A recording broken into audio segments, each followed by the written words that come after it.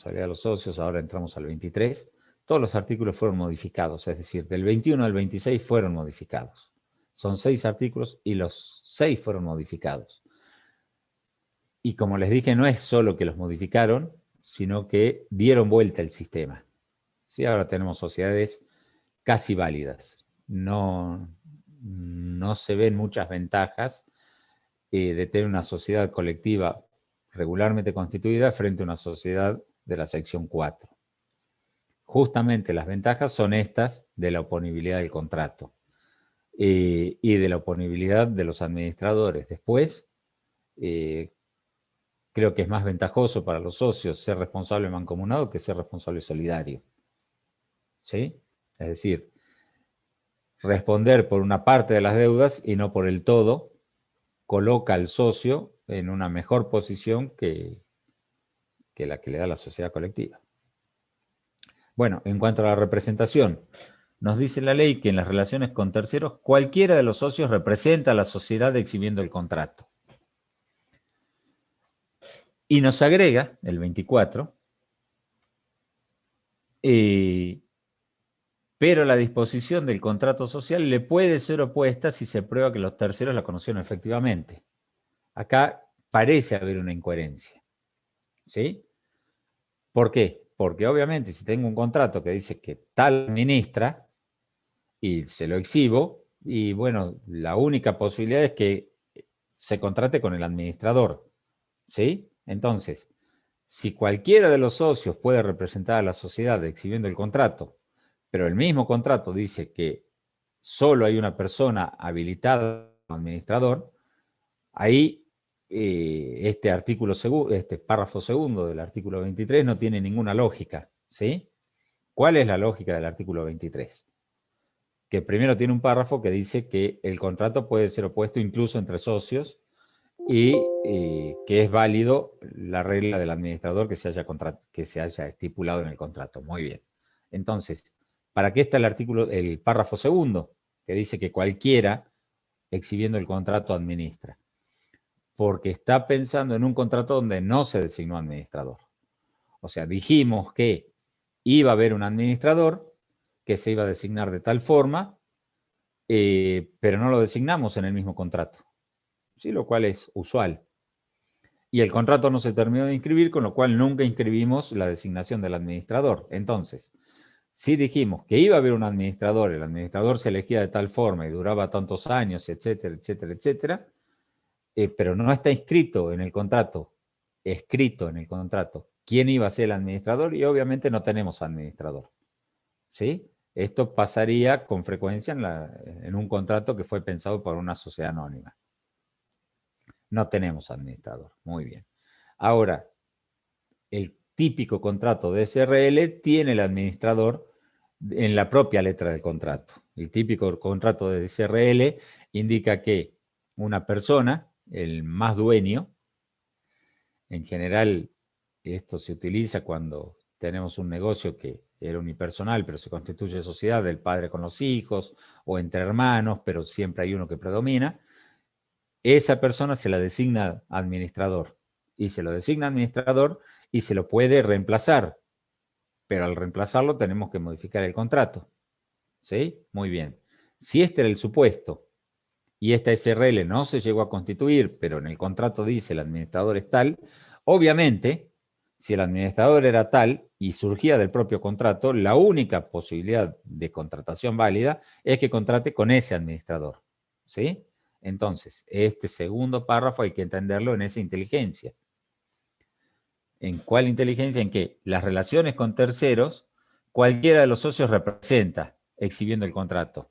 Sí, cualquiera de los socios representa, mientras exhiba un contrato en el cual no haya un administrador designado.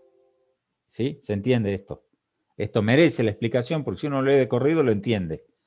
Pero después entra en conflicto si uno lo piensa un poco en profundidad con la parte, el párrafo 1 y con la última parte de este párrafo 2. El último párrafo, nos vamos a saltear el tercero, el último párrafo nos habla de la prueba de existencia de la sociedad. Y nos dice, igual que nos decía antes, o sea, igual que en el sistema anterior, que la sociedad se prueba por cualquier medio.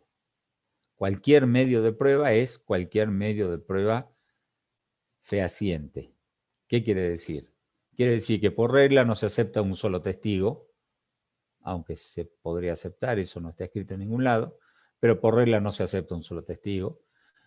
Pero cualquier medio de prueba fehaciente puede ser un contrato escrito, donde se invoca la existencia de la sociedad, puede ser remitos a nombre de una sociedad, remitos y facturas, puede ser un contrato de alquiler con terceros, puede ser la invocación usual que hacían los socios de que esa sociedad existía. Cuando hablo de invocación usual, puede ser que la sociedad no tenemos prueba del contrato escrito, porque no apareció nunca, no tenemos facturas emitidas a nombre del contrato, pero cuando asistían a las reuniones de consorcio, asistían 3 personas por una unidad funcional, digamos, por un inmueble del parque industrial, y manifestaban, y quedaba constancia en acto, de que ellos venían representando a la sociedad tal. ¿Sí? Una sociedad digamos, una simple sociedad, nadie se declara socio de una sociedad de la sección 4, eso es para nosotros nomás, pero dice que tiene una sociedad no inscripta que opera con el nombre tal y que son los 3 los socios. ¿Mostraron el contrato de sociedad? No, no lo mostraron. ¿El inmueble estaba registrado en nombre de la sociedad? No, no estaba registrado en nombre de la sociedad. Pero en cada acta de la reunión del consorcio figuraba la sociedad porque estos socios invocaban que la sociedad existía, incluso invocaban que debían hablar con el resto de los socios para ver si aceptaban tal o cual cláusula. ¿Es una prueba fehaciente? Sí, es fehaciente. ¿Sí? Por lo menos de los socios que manifestaron que esa sociedad existía, y para esos socios la sociedad va a ser oponible. Si además manifestaban que el socio era Rockefeller o algún potentado nacional, ¿sí? Decimos que somos socios de Macri, y por ahí viene Macri y los desconoce. ¿Sí? Si nunca tuvimos realmente a Macri diciendo, sí, yo era socio de esta gente, y no le vamos a poder probar que ese contrato existía. Pero los otros que invocaban a Macri claramente sí son socios, y a ellos les cabrá probar si eran socios de Macri o no. Pero claramente había una sociedad porque ellos exteriorizaron que la sociedad existía. Es aburrido esto, lo entiendo y veo las caras, pero van a ver lo frecuente que es. Y es frecuente, y se lo van a topar todos los días de su ejercicio profesional, porque más allá de todo lo que decimos acá, que son cuestiones jurídicas, o sea, son cuestiones pensadas por abogados con una lógica societaria, y tenemos otras cuestiones, también jurídicas, pero pensadas por abogados y contadores con lógica fiscal. Y donde se chocan, tenemos incoherencias que nos dan el choque de distintos ordenamientos. La mayor de las incoherencias que nos da el choque de distintos ordenamientos es que hay sociedades regularmente constituidas que no pueden operar porque les faltó un tramitecito con la FIP, por ejemplo, probar el domicilio. Cuando fueron a constatar el domicilio, no los atendió nadie, no le dan el quit o le dieron el quit de baja, la quit de baja, y la sociedad no puede operar. A pesar de estar regularmente constituida, de ser persona jurídica perfectamente válida, no puede hacer ningún negocio por falta de número de quit. Y en contraposición con esto, hay sociedades de hecho, digámosle, sociedades simples o sociedad inventada, donde se presentan ante la FIP les da número de quit, y en ese momento no tenemos persona jurídica, que es lo que sí viene a solucionar, y lo soluciona muy bien esta modificación que se hizo de la Ley General de Sociedades. No teníamos persona jurídica las más de las veces porque no podíamos probar ni siquiera que existía la sociedad de hecho, pero le habían dado quit, con lo cual emitían factura válida. Y si emitían factura válida, yo tenía una no persona que emitía factura válida, con lo cual podía contratar perfectamente, aunque la única referencia de existencia de esa persona jurídica fuera que tenía quit. ¿Sí? Muy bien. Entonces, sus clientes, cuando contraten, le van a decir, mira, contraté con tal, tal y tal. Y acá están las facturas, los remitos, está todo emitido en regla. El CAI está vigente, es más, me dieron factura electrónica. Y ustedes lo buscan a esa persona y esa persona no existe. ¿Sí? No está registrada en ningún registro. No encuentran el contrato societario, no encuentran el domicilio, no encuentran nada, pero tiene quit. ¿Sí? Bueno, por eso el nuevo régimen.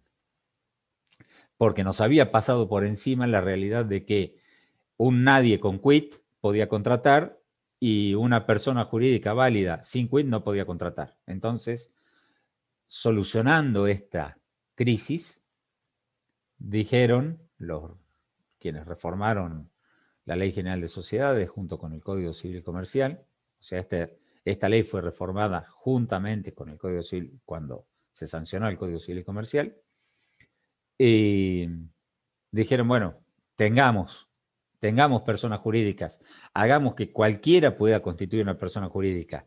Una vez que le dan el quit, ahí tenemos un principio de prueba por escrito. Es más, si la AFIP nos mostrara el pedido de alta, cosa que es muy difícil de ver, pero si la AFIP nos muestra el pedido de alta, ahí tenemos la perfecta prueba por escrito de que existía esa sociedad de hecho y quiénes eran los socios, ¿sí? O quienes lo representaban al momento del alta. Esa realidad nos pasó por encima a quienes, o les pasó por encima a quienes habían diseñado el sistema de sociedades comerciales en el año 72. O sea, en el año 72 a nadie se le ocurría que le den número de quit, no existía el número de quit en ese momento, existía otra identificación tributaria, pero a nadie se le ocurría que le den identificación tributaria a una sociedad que no estaba constituida regularmente, con lo cual, si empezaba a funcionar una sociedad antes de tener su regularidad, estaba muy bien que la sancionemos con todo el peso de la ley, la desconozcamos todos los derechos y sancionemos a los socios de la peor manera posible. Muy bien. ¿Qué pasó en el 72, entre el 72 y el 2015? Básicamente, ¿qué pasó? A fines de los 80 y principios de los 90, cuando se empezaron a difundir los sistemas informáticos, se podían procesar solicitudes de mejora. Entonces se le daba quit a cualquier entidad que no fuera una persona, pero que el resto de las personas la desconocía. ¿Por qué? Porque ¿cuál es el interés de la AFIP? Recaudar. ¿Sí? Entonces, si alguien viene voluntariamente a pedir ser responsable tributario, responsable fiscal, y inmediatamente obtiene el número de quit y que pague los impuestos. Después vemos si era persona o no era persona. Esto nos traía al resto, no a los fiscalistas, sino todo el resto, el problema de que se le daban quit a no personas, entonces las sociedades de hecho fueron cambiando su naturaleza. Esto fue reconocido en el 2015 y es la modificación que estamos viendo. Entonces, la existencia de la sociedad puede acreditarse por cualquier medio de prueba. El simple hecho de que existe una factura legalmente emitida es medio de prueba de que existía la sociedad. ¿Sí? ¿Cómo va a haber una factura legalmente emitida? Y porque invoca el quit. Le preguntamos a la AFIP si esa factura es válida, nos dice que sí. Bueno, claramente hay una sociedad. ¿Por qué? ¿Quién la reconoció? La reconoció la AFIP. ¿Sí? Entonces, nadie la reconoció a esa sociedad, pero la AFIP le dio un número de quit. Con lo cual, la misma AFIP lo reconoció y la sociedad existe. Después tendremos que probar de otras maneras para saber quiénes eran los socios efectivamente. Pero por lo pronto, ante la AFIP va a haber un responsable. Último párrafo que vamos a ver, no último párrafo en orden. El último párrafo es el que acabamos de ver. Pero, por último, vamos a ver el párrafo tercero del artículo 23. Y con esto prácticamente cerramos la clase. Bueno, nos queda un tema importante. Pero bueno, el párrafo tercero del artículo 23. ¿Qué nos dice? Nos dice que las sociedades de la sección 4 pueden ser propietarias de bienes registrables. Acá teníamos un serio problema. Y se los cuento en modo histórico para que entendamos el problema de la evolución. Si se podían hacer actos válidos teniendo quit, obviamente se podían negociar respecto de bienes registrables, simplemente teniendo quit, porque nadie nos pedía el contrato. Entonces, alguien aparecía en una agencia de autos y decía, quiero que me venda un camión a nombre de esta sociedad. ¿Y cuál es el interés del vendedor? Vender el camión. Perfecto, se lo pagaban, se lo pagaban. ¿Cuál era el interés fiscal? Recaudar impuestos. ¿Pagaban los impuestos? Pagaban los impuestos. ¿Cuál es el problema de la responsabilidad? El problema de la responsabilidad es que tenemos un camión dando vueltas que no era de nadie, porque nunca se había podido inscribir a nombre de una sociedad de hecho, porque la sociedad de hecho no podía ser titular de bienes. Entonces, habíamos vendido el camión, válidamente lo habíamos vendido, ¿sí? Lo habíamos facturado al quit tal, pero el quit tal no era susceptible, o sea, no tenía personalidad, no era susceptible de ser dueño del camión. Entonces, el camión que ya estaban dando era un camión de nadie. Era un camión casi con titularidad al portador. Eso nos trae problemas de responsabilidad. O sea, el camión atropella a alguien y al único que podemos demandar es al camión. O sea, lo único que podemos hacer es embargar el camión. El camión claramente lo podemos embargar. Ahora, ¿quién es el dueño? Nadie. ¿Por qué? Porque no tenemos constancia de que el contrato societario exista. ¿Sí? Tenemos a un representante. Vean, muy bien, un representante, pero el representante era un gestor. ¿Sí? Bueno, lo mismo nos pasaba con inmuebles. Comprábamos un departamento en Pozo, era muy difícil que un escribano nos hubiese autorizado una escritura, pero comprábamos un departamento en Pozo a nombre de la sociedad tal, nos facturaban, la sociedad tal de quit tanto constantemente hacía los pagos, y el departamento en Pozo algún día se convierte en departamento de verdad, departamento físico, y había que escriturarlo a nombre de alguien, y venía cualquiera de los socios de la sociedad y se lo quedaba. O en ese momento nos dábamos cuenta que no sabíamos quién tenía derecho a ser titular registrar de ese inmueble, porque la sociedad de hecho claramente no podía. Entonces, ¿qué nos dice el artículo 23? Nos dice las sociedades de la sección 4 sí pueden ser titulares de bienes registrables. Y nos da una solución creativa que nos deja muchas puertas abiertas. Nos dice que para registrar el bien se debe registrar a nombre de la sociedad y de los socios indicando cuál es su participación. Muy bien, entonces tenemos que la sociedad esta atípica o residual o sociedad de la sección 4 compra un camión. Muy bien, compra el camión. ¿Cómo se registra? ¿A nombre de la sociedad? No, se registra a nombre de la sociedad y de los socios. Muy bien, entonces decimos que este camión es 100% de la sociedad. ¿Sí? O sea, el camión es de la sociedad que se llama 1, 2, 3, 4. Perfecto. O para ser creativos, pongámosle Sociedad del Trébol. Sociedad del Trébol, muy bien. Constituida por los socios: 1, dueño del 50%, 2, dueño del 30%, 3, dueño del 10% y 4, dueño del 10%. ¿Sí? Muy bien, registramos el camión y dijimos que ese camión quedaba registrado a nombre de la sociedad y sus socios tienen tal porcentaje. Muy bien. Esa inscripción, ¿qué validez tiene? O sea, está bien, es válida a los efectos del camión, Bien. Después uno de los socios se va de la sociedad. ¿Tiene derecho a modificar esa inscripción? No nos lo dice la ley. Todavía no tenemos estos problemas en jurisprudencia. Pero, digamos, el socio 1, que era dueño de la mitad de toda la sociedad, le pagan su parte. ¿Tiene derecho a decir, che, por favor, sáquenme de esto porque si el camino atropella a alguien yo no quiero ser responsable? Pareciera que sí. El resto de los socios tiene derecho a decir, modifiquemos esta inscripción porque le compramos la parte al socio 1. Pareciera que sí. Todavía no tenemos ese problema. Con lo cual, solucionamos un problema inmediato, pero dejamos un problema mediato dando vueltas. ¿Cuál es? Que tenemos una sociedad de hecho, la sociedad de hecho tiene inmuebles, la sociedad de hecho, digamos, claridad, y doy este. Existe una sociedad de hecho. Esa sociedad de hecho la hacemos propietaria de inmuebles. La sociedad de hechos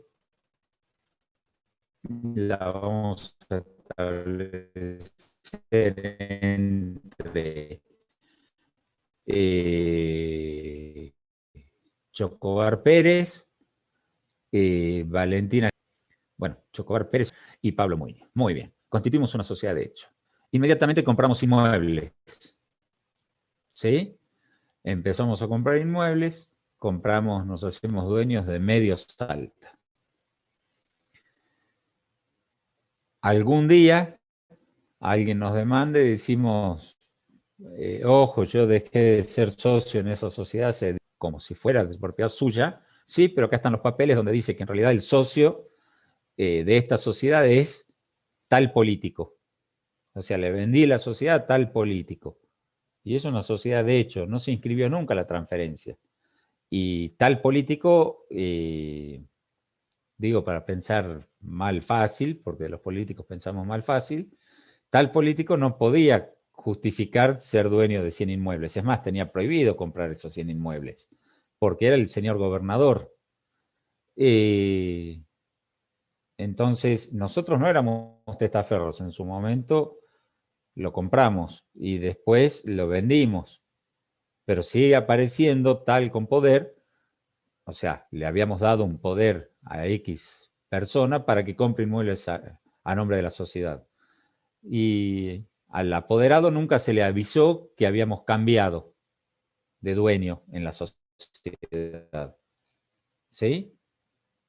Y resulta ser que ahora la sociedad tiene 100 inmuebles, ni Sebastián Chocobar, ni Pablo Muñoz, ni Valentina Jiménez tenían plata para comprar 100 inmuebles. ¿Sí?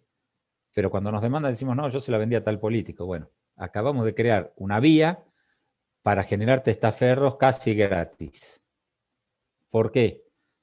Porque como se registra a nombre de la sociedad y de los socios, ahora la sociedad puede ser titular de bienes registrables. Pero no sabemos en realidad quiénes son los socios, porque eso de quiénes son los socios solo refleja la realidad en un momento histórico. ¿Sí? En una sociedad regular, la transferencia de la sociedad implica inscribir la transferencia de las acciones o de las cuotas sociales o la modificación del contrato social indicando quiénes son los socios. Ahora, en una sociedad no regular, podemos tener vía para esconder bienes y ser aparentes testaferros sin siquiera ser testaferros. Esta es la ventana que esta solución, muy simpática solución a un problema, nos dejó abierta. Es decir, solucionamos el problema de los vehículos que eran de una sociedad de hecho y no se podían inscribir. Perfecto. O de los inmuebles que había comprado una sociedad de hecho y no se podía inscribir. Bien, lo solucionamos de una forma eficiente. Sí, ese problema lo solucionamos. Abrimos la ventana a un problema mayor que antes sí teníamos solucionado. O sea, como las sociedades de hecho no podían ser titulares de bienes registrables y todo lo que sea más o menos caro es registrable, caro o peligroso, ¿sí? Por ahí las armas de fuego no son caras, pero son peligrosas, entonces también se registran. Pero, digamos, yates, aviones, automotores, maquinaria agrícola, inmuebles se registran. ¿sí? Ahí es donde se esconde el dinero cuando uno tiene dinero y no lo va a gastar inmediatamente. Muy bien.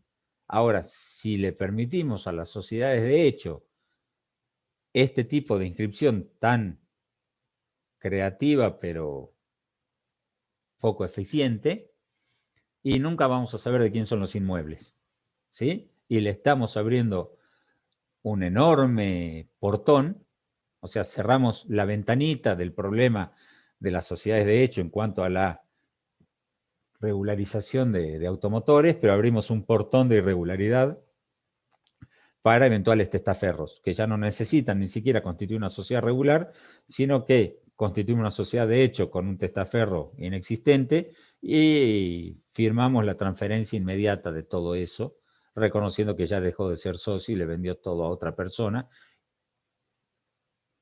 Operación que no aparece registrada ni publicada en ningún lado. ¿Se entiende la gravedad de esto? ¿Sí? Todavía no lo tuvimos. Rápidamente lo vamos a tener.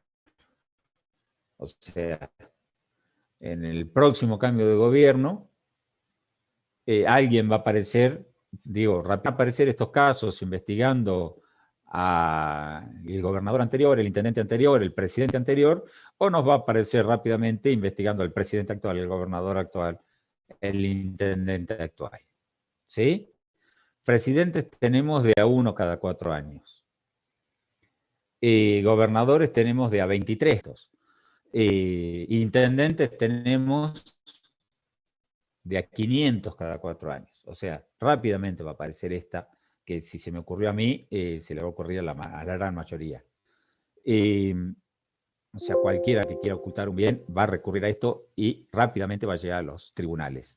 Seguramente, o no seguramente, muy probablemente ya haya llegado. Lo que no tenemos es sentencia y lo que no tenemos es sentencia de segunda instancia para que todos nos enteremos de que el caso llegó. Hoy no hay planteos, pero seguramente, o sea, hoy no conozco los planteos, pero seguramente existen. O sea, no les estoy avisando de algo que no esté en vigencia. Tengan cuidado con eso y avísenle a sus clientes que pueden llegar a tener estos problemas. O sea, tal me dijo, si quería constituir una sociedad, era fácil de ver, ¿sí? ¿Por qué era fácil de ver? Y porque constituir una sociedad en regular forma implicaba pagar impuestos, implicaba muchas cosas que de hecho nos ponían una traba. Ahora, participar en una sociedad de hecho, es más, ir a firmar un par de escritos por los cuales me pagan 10.000 pesos y parece un negocio fantástico. Pero si le avisamos que después vamos a terminar siendo cómplices de asociación ilícita o alguna otra cosa, y mucha gente no se va a prestar a esto. ¿Sí? O sea, porque el día que aparezca una mega empresa con bienes que no puede justificar de ninguna forma, y con un personaje medianamente poderoso que quiere escapar, lo más probable es que aquel que cobró 10.000 pesos por una firma termine cumpliendo prisión efectiva por bastante tiempo. Ustedes vieron cómo es esto. El que menos puede defenderse es el primero que es detenido. Entonces, a Juan de los Palotes lo detenemos y después vemos, y a la persona más importante nos cuidamos mucho de detenerla. ¿Sí?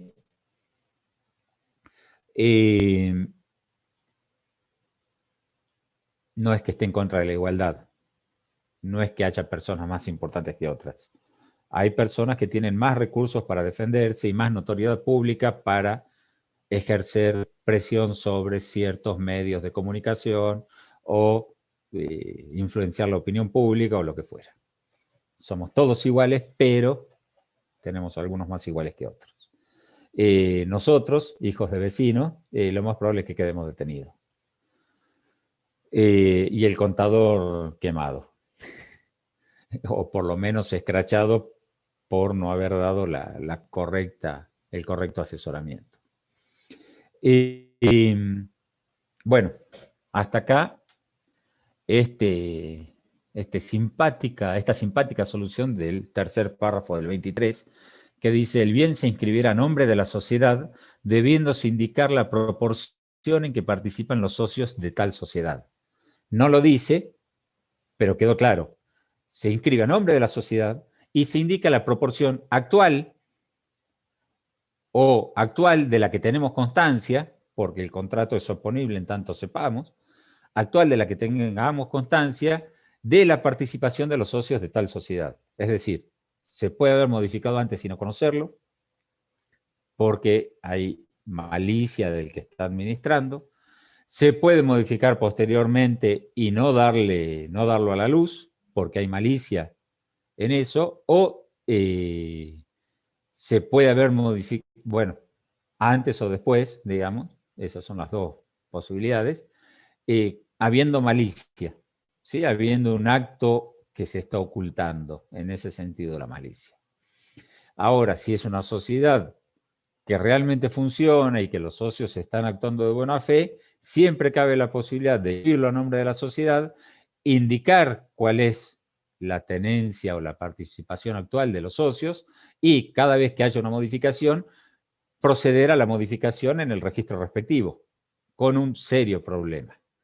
Si vamos a hacer una modificación en el registro respectivo, vamos a tener que acudir a un escribano y el escribano nos va a cobrar por esa, hemos transferido al inmueble, es decir, un inmueble que era de la sociedad tal, participando 50, 30, 10 y 10, y ahora es de la sociedad tal, pero se fue el de 50%, lo más probable es que tengamos que pagar impuestos como si hubiésemos vendido la mitad del inmueble.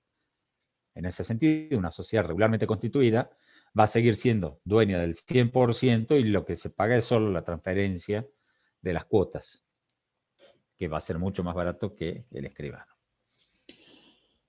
21, 22, 23, ya vimos el 24, y nos queda el 25, porque básicamente el artículo 26 habla de las relaciones entre los socios con los acreedores, y de los acreedores de la sociedad y de los acreedores de los socios, y nos dice, bueno, es igual que en cualquier otra sociedad. Listo, no hace falta estudiarlo. ¿Sí? ¿Por qué haría falta que nos dijera que es igual que en cualquier otra sociedad? No es que en cada sociedad nos dice que es igual que en cualquier otra sociedad. No, nos lo dice acá porque no era el régimen usual. ¿Sí? Nos lo dice acá, pero en realidad se aplica el régimen de relaciones entre los socios.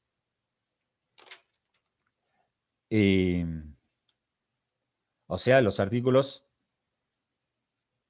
56 y 57. Igual que se aplica a todo el régimen de sociedades. ¿Sí? Los artículos 56 y 57 están en el capítulo 1. O sea, son exactamente la sección 7 del capítulo 1. ¿Por qué entonces en la sección 4 del capítulo 1 nos tiene que decir, bueno, se aplica igual que para el régimen de las demás sociedades? Porque anteriormente no era así.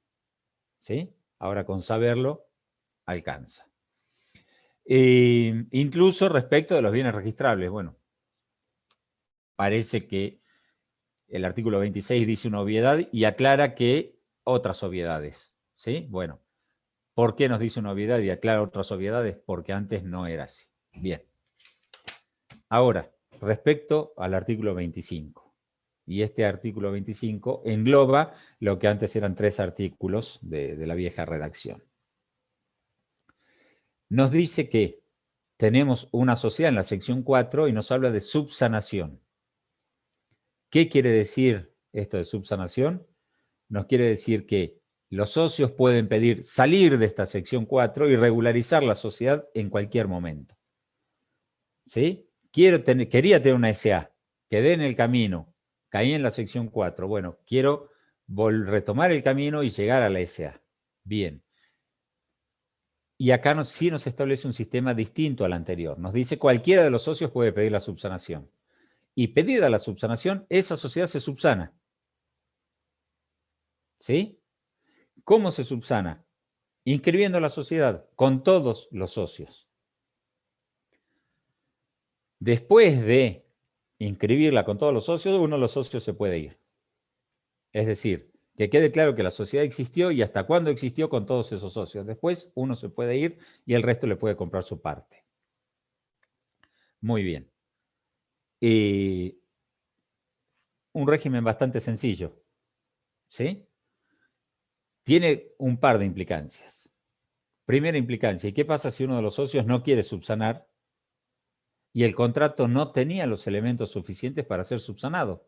Por ejemplo, constituimos una sociedad y nos faltaron, nos fue impugnado, impugnado es observado por la autoridad de registro, que la sociedad no tenía suficientes cláusulas respecto de la administración. Entonces, para modificar ese contrato necesito la unanimidad de todos los socios, pero hay un socio que no quiere dar la unanimidad.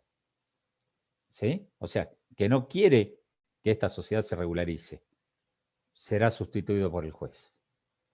¿Sí? Sustituido por el juez no quiere decir que habrá un juez que pasará a ser socio, no. Será sustituida su voluntad por el juez, la voluntad en cuanto a el perfeccionamiento del acto que ese socio ya había manifestado querer celebrar. ¿Sí?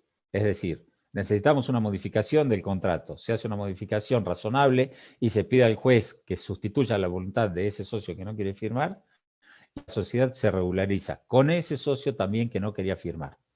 Después el socio se puede desinteresar. Desinteresar quiere decir puede vender su parte y salirse.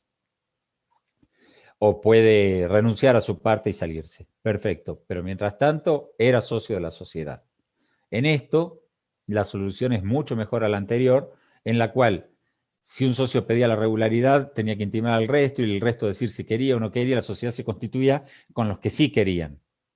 Está bien, la sociedad se constituye regularmente con los que sí querían, pero ¿qué pasa con anterioridad a eso?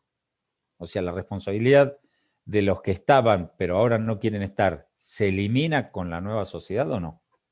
Era una pregunta que se solucionaba caso por caso. Hoy está claro que hasta que se constituya la nueva sociedad, todos los socios están. ¿Sí? Los socios que estaban están. Y no se salen antes del fin de la Constitución. Salvo que haya unanimidad en el sentido de comprarle la parte a ese socio y liberarlo de toda responsabilidad. Pero aún así no se sale respecto de terceros. Si el tercero le quiere ejecutar, o sea, el tercero quiere que este socio pague y el resto de los socios no pagan, este socio no se va a excluir de esa responsabilidad. Esto en cuanto a la subsanación, que es muy fácil de leer. Y nos dice el socio disconforme, es decir, aquel que no quiere la subsanación, podrá ejercer el derecho de receso dentro de los 10 días de quedar firme la decisión judicial. Es decir, ¿se va a subsanar? Sí, se va a subsanar. Queda firme la decisión judicial de que se subsana. Queda firme. Dentro de los 10 días te podés ir, pero ya queda claro que fuiste socio. ¿Sí? ¿Y hasta cuándo fuiste socio? El derecho de receso es, por favor, páguenme la parte que me corresponde y me voy, porque no quiero formar parte de la nueva sociedad. Muy bien. Pero la regularidad ya está iniciada.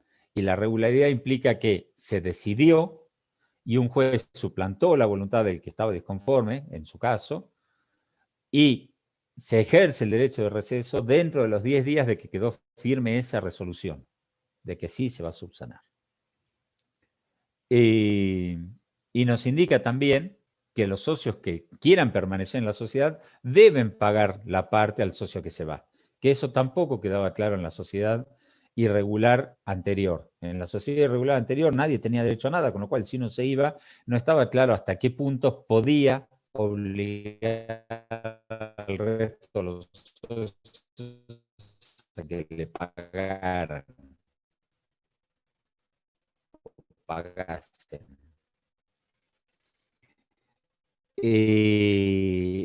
Acá sí queda claro. O sea, deben pagar. También, si tenemos un contrato válido, si tenemos un contrato que es oponible, si tenemos un proceso judicial en el cual uno de los socios decide irse y el resto le tenía que pagar.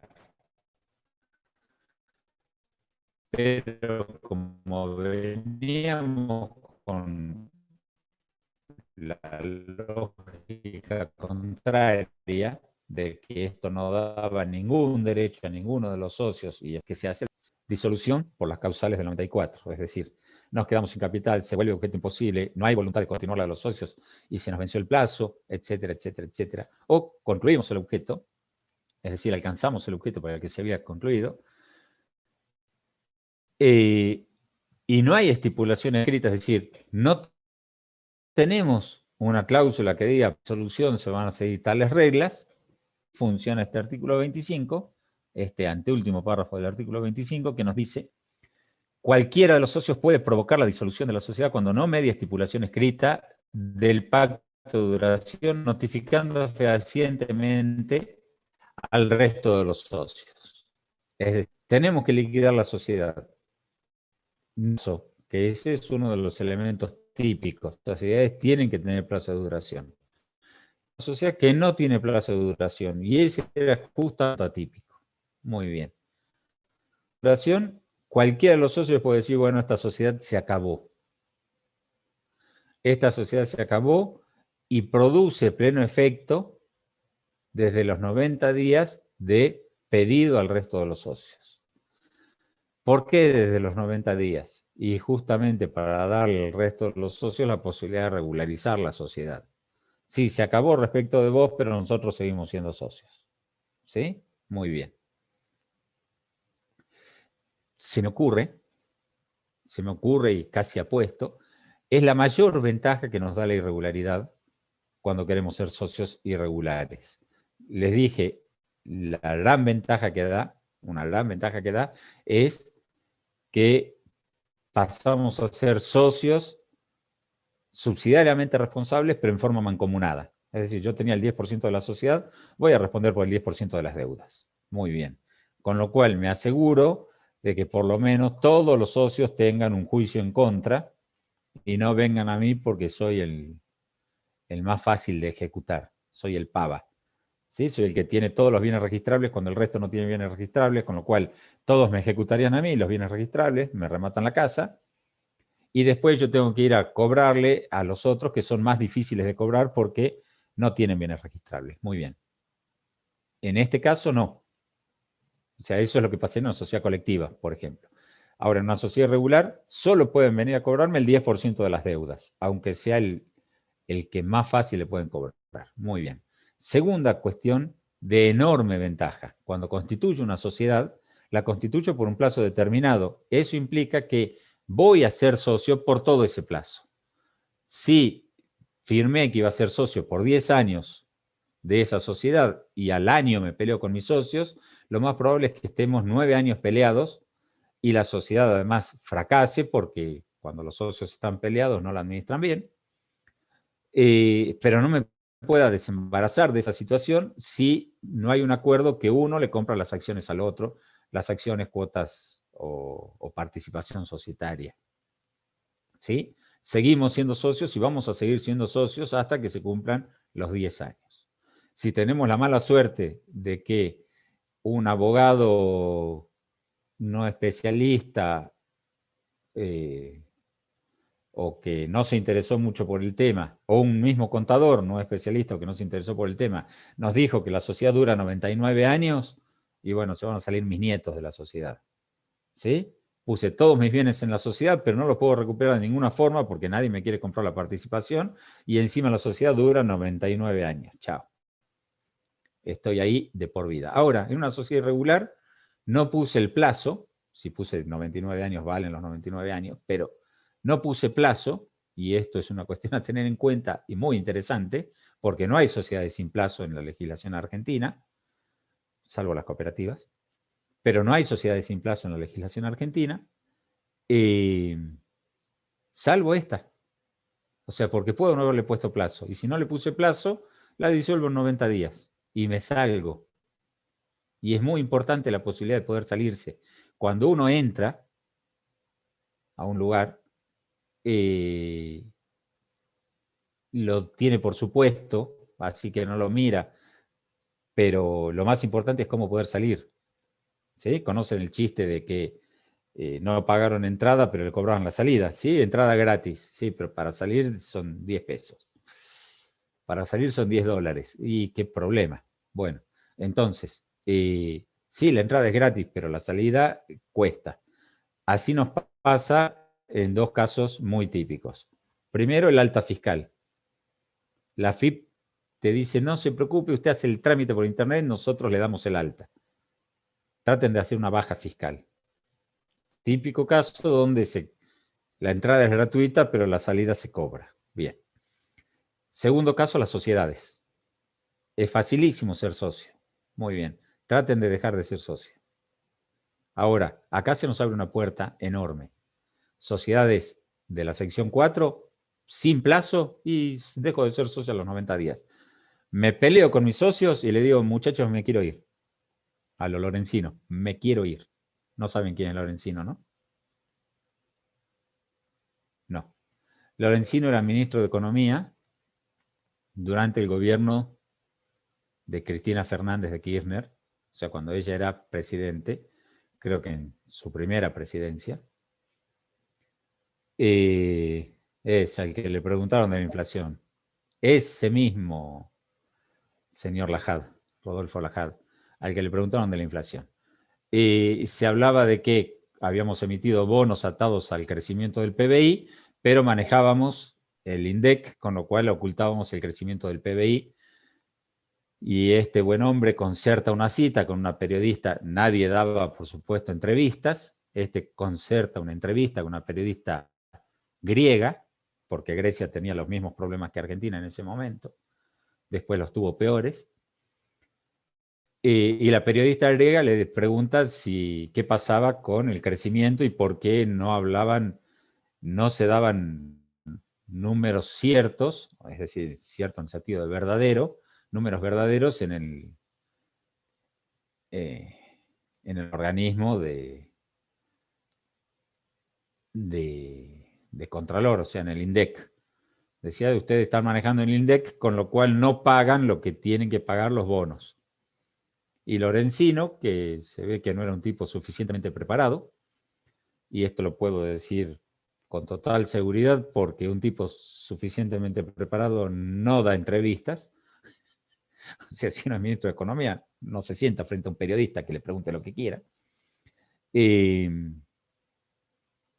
Bueno, creyó que manejaba la entrevista y en un momento se dio cuenta que no la manejaba y salió al aire diciendo, me quiero ir, me quiero ir, me quiero ir, como si fuera un chiquito empacado de jardín de infantes. Pero bueno, quedó muy mal Lorenzino en su momento, no tendría que haber dado la entrevista si no podía contestar todas las preguntas. La cuestión es, al mejor estilo Lorenzino, podemos decir, me quiero ir de la sociedad. Pero recién la constituimos, sí, pero no te aguanto más. ¿Sí? Hoy es mucho más fácil divorciarse que salirse de una sociedad. O sea, nos presentamos, nos casamos, no vamos a poner ejemplos como ponemos para las sociedades, pero el sujeto 1 se casa con el sujeto 2 y al otro día se presentan a un juez y dicen, me quiero ir. Unilateralmente, uno de los dos. El 1 o el 2 se presenta a un juez y dice, mire, ayer me casé, pero la verdad me arrepiento. Más que me arrepiento, me di cuenta que esto no es para mí, me quiero divorciar. Y el juez, si tienen suerte, en 48 horas los tiene divorciados. ¿Sí? Si no tienen suerte, en un mes o 2 meses. Para salirse de una sociedad tienen que esperar 99 años. O sea, parece poco serio que el sistema de las sociedades sea más rígido que el sistema de plan de vida, que es en definitiva lo que es un matrimonio. Pero bueno, el sistema de las sociedades requiere cierta previsión y cierta profesionalidad que el plan de vida no tiene. ¿Sí? Con lo cual, nuestra realidad es que es más fácil salirse de un matrimonio que salirse de una sociedad. Y puede ser imposible salirse de una sociedad si la sociedad tiene capital suficiente, porque nosotros le dimos fondos suficientes, y un estúpido plazo de 99 años. ¿Sí? Digo estúpido plazo de 99 años porque si constituimos una sociedad quiere decir que somos mayores de edad, y si somos mayores de edad ya tenemos por lo menos 18 años, y salvo que planeemos darnos la vida loca a los 118 años, ponerle un plazo de 99 años implica que vamos a estar atados a esa sociedad toda la vida. ¿Sí? Bien, entonces, esto que queda ahí en el medio de la ley, casi oculto y que nadie escribe, del anteúltimo párrafo del artículo 25, es una gran ventana de oportunidad para establecer sociedades de prueba. Nos mudamos juntos para ver si funciona y otro día nos casamos. ¿Sí? Hacemos una sociedad de la sección 4, sin plazo, ponemos todas las cláusulas, pero no le ponemos el plazo, y si funciona, después haremos otra sociedad. Si no funciona, seguiremos siendo esto y la disolveremos. Es la mejor conclusión que les puedo dejar respecto a la sección 4, que sigue estando bastante maltratada por la doctrina. O sea, parece que fuera poco importante cuando en realidad deben ser las sociedades más numerosas que tenemos en cuanto a sociedades nuevas. ¿Sí? En su momento, el gran cúmulo de sociedades eran sociedades de responsabilidad limitada. Cuando aparecieron las SAS, las simplificadas estas de promoción del emprendedurismo, perdieron, como en la guerra, las sociedades de responsabilidad limitada, y se constituyen SAS, que da calambre, o sea, se constituyen SAS a niveles que antes no se constituían, ya desde SRL, 10 veces más, pero sigue habiendo sociedades irregulares, o sea que ni siquiera son SAS. Y estas tienen esta enorme ventaja del plazo. Nadie seriamente pondría una sociedad de 6 meses de duración, ¿sí? Porque implicaría prorrogarla cada 6 meses, con lo cual es un problema. Pero sí podemos hacer una sociedad sin plazo de duración y es una gran beta para el que la quiera explorar. O sea, no está escrito sobre esto, no está en práctica esto, pero bien podrían ustedes, contadores, publicar en su página, hacemos sociedades de prueba y se la administramos durante el primer año para ver si quieren ser socios o no. Tengo un par de preguntas. Con esto yo doy más que por terminado el tema. O sea, bastante seriamente vimos estos 5 artículos, 6 artículos. Me dice Rodolfo Lajada, el que le preguntaron de la inflación, sí, esto era lo de Lorenzino. Me dice Javier Ruiz, ¿podríamos consultar y entender mejor este tema, sociedades no constituidas regularmente de Muguillo? Sí, es todo un libro para 6 artículos, pero claramente es lo más nuevo que hay lo de Muguillo. O sea, salió el año pasado. Pero en cualquier libro posterior al 2015 sobre sociedades no constituidas regularmente. No lo leía Muguillo, debo confesar. Muguillo tiene también una obra, si no me equivoco, de quiebras.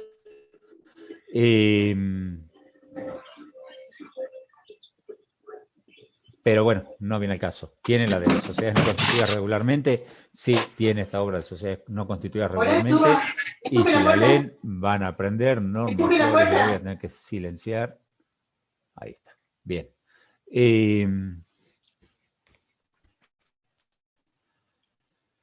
Me dicen, entonces, hasta que uno se muere o lo maten, si lo matan se muere, pertenecemos a la sociedad porque ahora está el caso de Vicentín, donde murió un dueño por causas dudosas. Sí, murió un dueño por causas dudosas. Creo que murió un administrador por causas dudosas. No era tan importante que sea dueño. Y lo cierto es que si ustedes firman que van a formar parte de una sociedad durante 10 años, van a formar parte de la sociedad antes, salvo que la sociedad se extinga, es decir, se disuelva. ¿Cuál es la forma de salirse de una sociedad antes? Encontrar otro socio, ¿sí? Cosa que por suerte no nos hacen obligatoriamente en el matrimonio. No sé si conocen la película de Un novio para mi mujer, pero esa era la solución. ¿Sí? Se quería sacar a su esposa de encima y le buscaba un novio para que él se pudiera divorciar en paz. Bueno, en las sociedades esa es la vía. O sea, tenemos que buscar un socio que quiera ser socio de nuestro socio y que nos quiera pagar nuestra participación para recién poder salir de la sociedad. Si no, no podemos salir hasta que la sociedad se acabe. Años, no nos vamos a salir en vida. Sí, buscar un socio de reemplazo es... Pero depende del tipo de sociedad. Si es una sociedad anónima, es muy fácil conseguir, digamos, puede ser fácil conseguir a alguien que quiera comprar nuestras acciones y las pague, y nuestro socio no se va a poder oponer. Ahora, en una sociedad de responsabilidad limitada, es probable que, aun cuando encontremos un socio, haya mecanismos para que se impida el ingreso de ese socio. En una sociedad colectiva donde el cambio de socio implica modificación de contrato, necesitamos unanimidad. O sea, con que un socio no venga a las reuniones, alcanza para que no podamos modificar el contrato. Con lo cual no nos salimos jamás de esa sociedad. Por eso, cuando me toca a mí hablar de constitución de sociedades, pongo tanto énfasis en el paso. Una sociedad seria, porque en 5 años sabemos si queremos seguir. Y si en 5 años queremos seguir, la prorrogamos por 5 o por 10. No por 20. 20 años, más allá de que para ustedes es casi toda su vida, ya se van a dar cuenta que en 20 años piensan cosas distintas, tienen planes de vida distintos y tienen proyectos distintos. O sea, tenemos una sociedad muy buena, sí, pero me quiero ir al exterior y soy esclavo de esta sociedad. Me sale un trabajo en el exterior, una propuesta académica en el exterior o una pareja en el exterior y no me puedo ir porque sigo siendo socio de esta sociedad. Entonces la tengo que malvender por irme tras una propuesta académica o una pareja o lo que fuera. Entonces, 20 años es mucho tiempo. Profe, una pregunta. Plazo razonable para constituir una sociedad, 3 años. Razonable ya lo habilito. Razonable largo, 5 años. Razonable muy largo, 10 años. Más de 10 años es casi un suicidio. Constituir una sociedad porque no se van a poder salir. Ahora sí, Nicolás Papa, usted me estaba Sí, haciendo una profe, pregunta. le quería preguntar en caso de las SRL, Sí. los demás socios se pueden oponer a la incorporación de ese nuevo. Las SRL van a tener 2 clases de SRL, o sea, 2 clases, 4 horas, sí o sí, dedicadas a SRL, pero se las conceptualizo. La SRL es una sociedad elástica en el sentido de que tenemos en un extremo, en este extremo, las sociedades colectivas donde soy socio de mi amigo del alma, ¿sí? Y cualquier cosa que va a afectar a mí, cualquier cosa que haga yo, le va a afectar a él, y para hacer una modificación necesitamos unanimidad. Y en el otro extremo, las sociedades anónimas. Soy socio de una gente que puso interés ni quiénes son ni conocerlas, ¿sí? Esos son los extremos. Estas son las sociedades y estas son las sociedades buena relación, de amistad, de interés. Muy bien. En el medio tenemos la SRL. Si bien tiene un estatuto típico, ¿sí? Se dedican 20 artículos a la SRL en toda la ley, pero que se describe en forma bastante acabada. Y tiene unos parámetros bastante completos. Ahora, uno los puede modificar totalmente, los puede hacer muchísimo la sociedad anónima, es decir, en ese sentido es elástica y va a depender del contrato. Si el contrato no dice nada, hay todo un proceso para transmitir las cuotas societarias. Si el contrato dice que no va a haber restricciones, bueno, no va a haber restricciones a la SA. Si el contrato dice va a ser solo transmisible en determinada forma, liberar totalmente la transmisión ni limitar totalmente la transmisión. Es decir, no se puede prohibir la transmisión, no se puede. Ni acercarse demasiado a esa prohibición. Y no se puede liberar de que se va a transmitir sin darle aviso a nadie. No, para eso hace una SA. Pero en el medio cualquier cosa es válida. Me preguntan si hay control de asistencia. Si hay control de asistencia, va a estar dado a las 3:30, creo, o sea, ya está habilitado, y es hasta las 5, o sea, iba a estar habilitado un rato, no sé cuánto. Es muy sencillo, ya le dije cuáles eran las preguntas del control de asistencia, así que no tiene ningún problema en hacerlo. Y háganlo.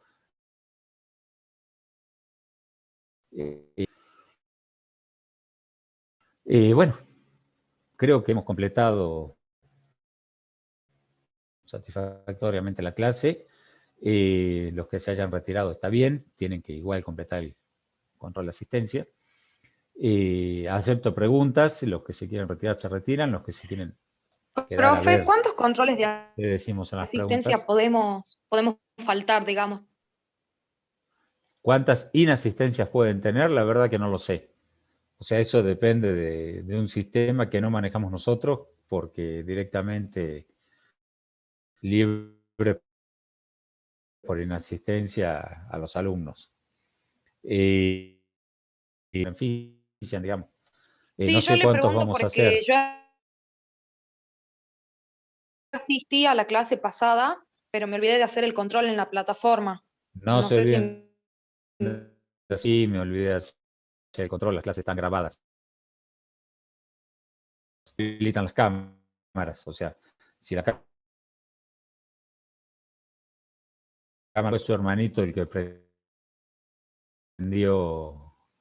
la computadora, se habilitan la cámara, revisamos suben las clases grabadas, no sé cómo, eso lo hace directamente el asistente de Zoom, o sea, nuestros asistentes de Zoom de la UNSA, suben las clases, se vio también la clase se ve por YouTube, y creo que ahí queda el acceso. Si no se habilitó el control, ya hablo con el doctor Daniel García Mancilla, que con él, no García Mancilla, es el librero. Y le voy a pedir que lo deje hasta las 6 si puede.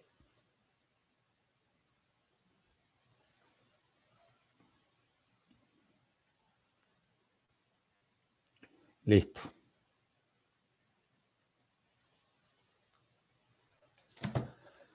Listo. Bueno, lo acabo de chatear, él está en línea, pero ya lo llamo. Para que lo vea. Así que bueno, si no hay preguntas, los saludo. No hay preguntas. Los saludo. Un gusto haberlos visto. Nos vemos la próxima. Suerte a todos.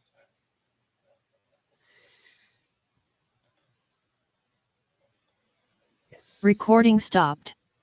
Hasta la próxima. Adiós.